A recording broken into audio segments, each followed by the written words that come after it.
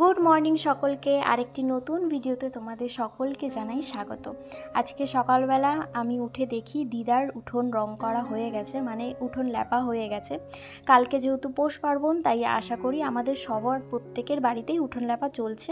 দিদারটা প্রায় মোটামুটি হয়ে গেছে, এখন পালা আমার ঘর দুয়ার পরিষ্কার করার। আমি ভেবেছিলাম আজকে একটু ঘরে ঝুল পড়েছে তো সেগুলোকে পরিষ্কার করব, কিন্তু দিদা আমায় বলল যে না, পৌষ মাসে ঘর দুয়ার ঝাড়তে নেই। তাই আমি আর কিছু করলাম না, শুধু ঘরটাকে ঘরটা ঝাড়ু লাগালাম।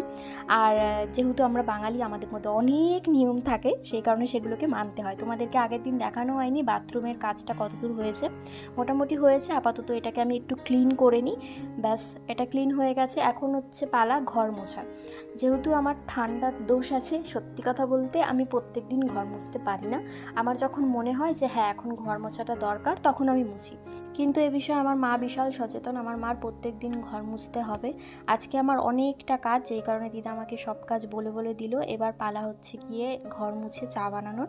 আমি চা বানিয়ে নিয়ে আসলাম, তার সাথে সাথে আমার আমলকির রসটাও বানিয়ে এনেছি। এবার খেয়ে আমি আবার যাব মাছ বাজারে। মা ফোন করে বলেছে যে ভোলা মাছ আনতে, তাই আমি দেখে দেখে পোয়া ভোলাটাই নিয়ে এসেছি বাজার থেকে। আমার মজা লাগছে তুমি নতুন লোহার কড়াইতে রান্না করছো। হ্যাঁ, আমার খুব আনন্দ হচ্ছে যে ভাবছি এই কড়াইটা এই ঠাকুরঘরের জন্য রেখে দেবো।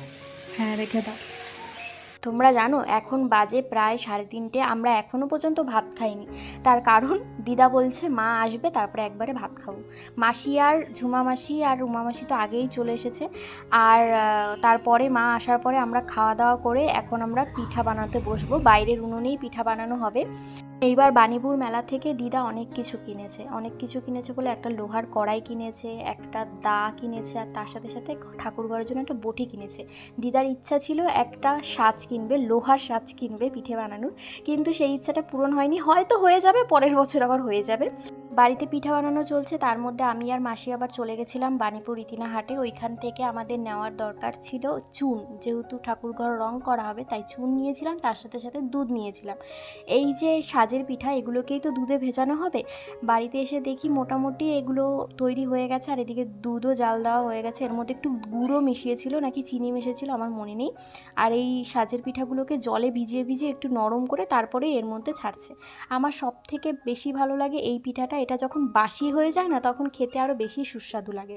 আগে তো আমি সঠিকভাবে জানতাম না। আগে যখন কেউ আমাকে জিজ্ঞাসা করতো তুই কী পিঠা ভালো খাস, আমি তখন বলতাম জলে ভিজানো পিঠা, মানে এটা তো দুধে ভিজায়, সেইটা আমার অত মাথায় আসতো না। আমি বলতাম যে জলে ভিজানো পিঠা আমি ভালো খাই।